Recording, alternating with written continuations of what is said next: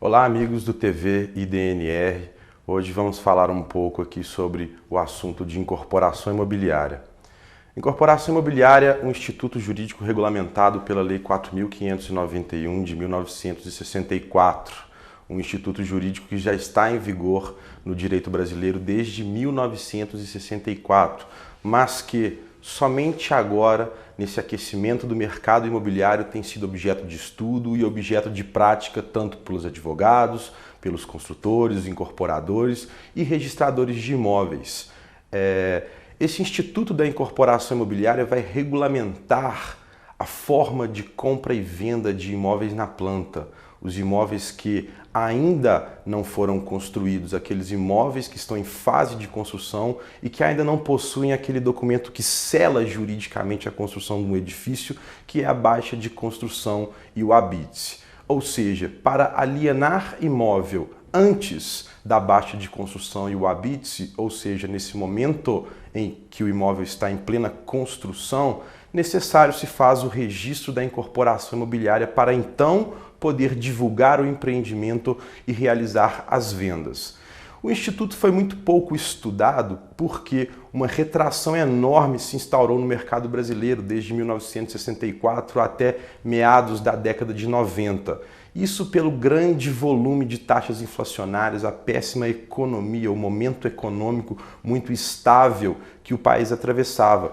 que não permitia com que os particulares pudessem celebrar contratos de longo prazo. E alguns institutos puderam propiciar um campo mais vasto, um campo mais fértil para o aquecimento deste mercado imobiliário, como, por exemplo, a alienação fiduciária de coisa imóvel através da Lei 9.514, que permitiu, com esse novo direito real de garantia, que os contratos de financiamento bancário sofressem uma redução das taxas de juros de média de 18% ao ano, quando garantidos pelo direito real de hipoteca, para agora os atuais 9%, 8% ao ano, quando garantido pela alienação fiduciária, pela força que esse direito real confere ao credor. Outro grande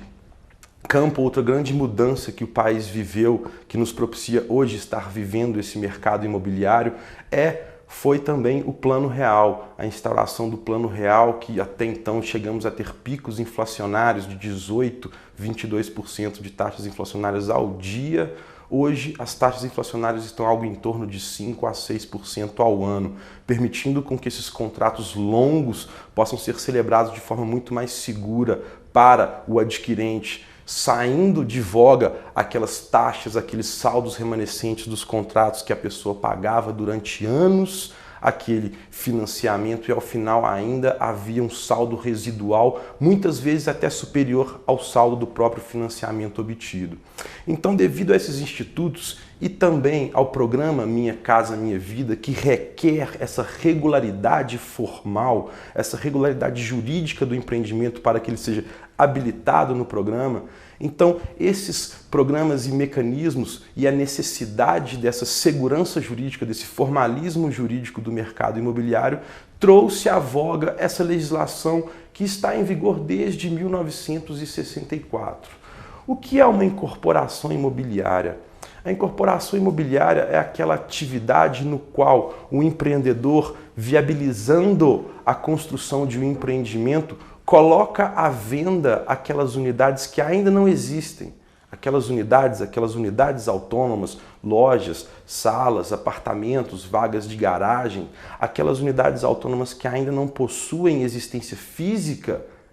que ainda não foram construídas, ele vai expor isso à venda no mercado para, no mercado privado, seja através de compra e venda, promessa de venda, ou através de uma oferta, de uma garantia real sobre esses imóveis, na obtenção de um financiamento para a obra, o incorporador vai buscar o capital necessário à construção daquele empreendimento, mediante essa venda por antecipação ou mediante essa oneração de um objeto que ainda não tem existência física. Este é o procedimento de incorporação imobiliária, o que visa é a forma pela qual o Estado brasileiro impôs ao incorporador para que ele exponha à venda no mercado essas unidades autônomas, devido à relevância que a atividade da construção civil tem no mercado brasileiro como um todo, na economia formal e informal brasileira como um todo.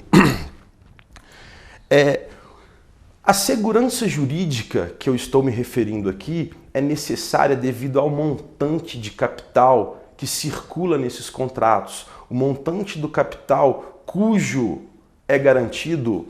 por direitos reais de garantia, pelos bens imóveis, pela compra e venda de imóveis em planta, pelos investidores que sempre estão em determinados empreendimentos investindo dinheiro para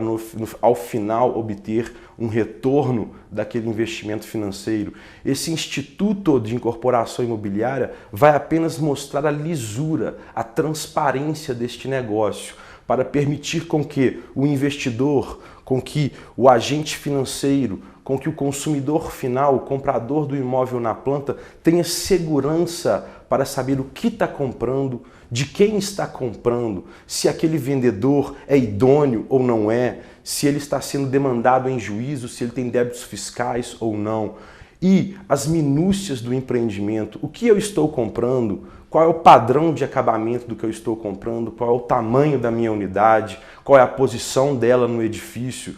Ou seja, esse memorial de incorporação imobiliária será um dossiê que vai ser arquivado no registro imobiliário para permitir com que o incorporador exponha a venda e promova a venda ou a oneração desses imóveis que ainda não têm existência jurídica. E a incorporação imobiliária foi a forma pela qual o Estado brasileiro encontrou de dar uma maior transparência a este negócio, a essa formalização desses contratos.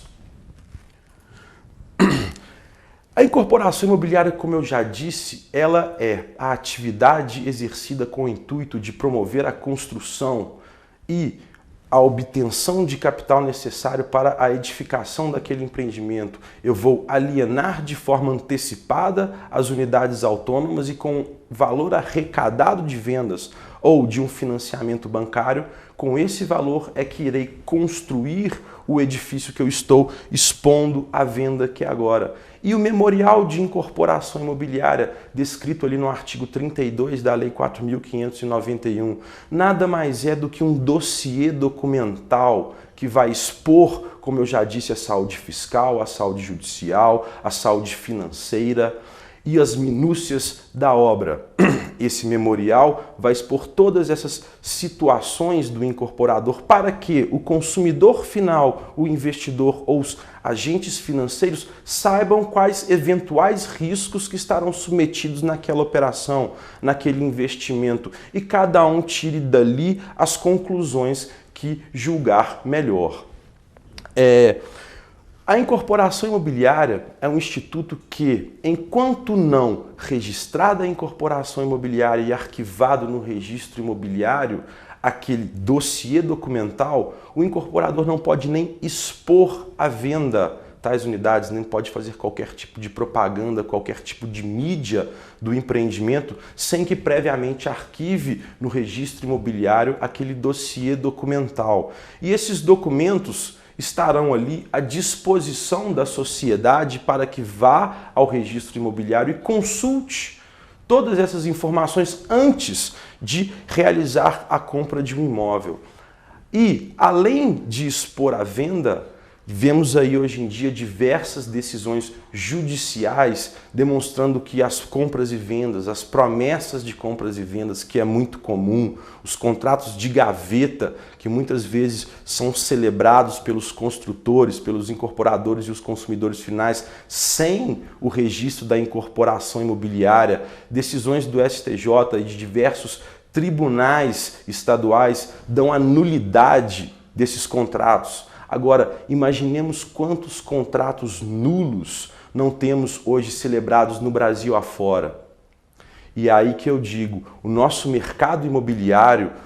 o volume de dinheiro que circula no mercado imobiliário, o volume de serviços, o volume de tributos que esse mercado gera, não pode ficar à mercê dessa insegurança jurídica que são esses contratos de gaveta, essas promessas de compra e venda de unidades autônomas em planta sem o registro da incorporação imobiliária. Muitas vezes vemos empreendedores descumprindo os requisitos legais, muitas vezes vemos compradores que pela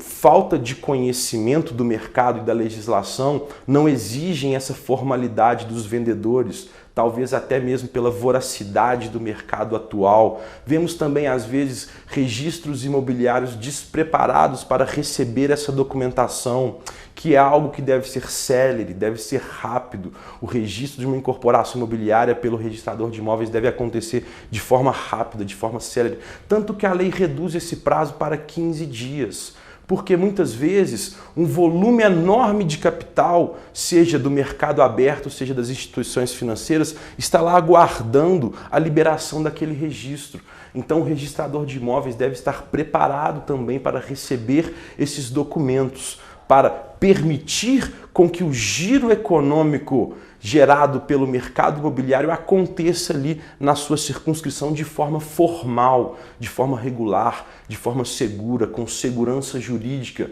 porque a incorporação imobiliária, da mesma forma que ela impõe obrigações ao incorporador, ela também lhe dá direitos. E a formalização desses contratos aos particulares é algo que gera extrema segurança numa eventual falência do incorporador, numa eventual situação que comprometa a saúde financeira daquele incorporador e não permite com que isso recaia sobre determinado empreendimento que já está exposto à venda no mercado. Basta a gente voltar no tempo e relembrar a falência da Encol.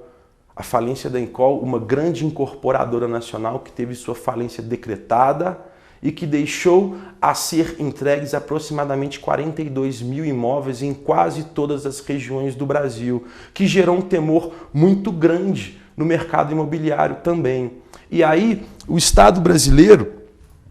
se viu a criar um mecanismo que trouxesse de volta ao mercado aquela segurança que o caso Encol retirou, mostrou a fragilidade do mercado, da formalidade jurídica, da segurança jurídica. E aí a resposta que o nosso Estado deu foi o patrimônio de afetação. A blindagem jurídica que visa proteger o empreendimento frente a qualquer débito, frente a qualquer ônus que aquele incorporador possa ter fora daquele empreendimento. Ou seja, o patrimônio de afetação é aquela blindagem jurídica que vai garantir a construção do empreendimento e a entrega dessas unidades autônomas aos futuros adquirentes. Esses institutos todos estão regulamentados na Lei 4591 de 1964 e são extremamente importantes para o mercado imobiliário brasileiro.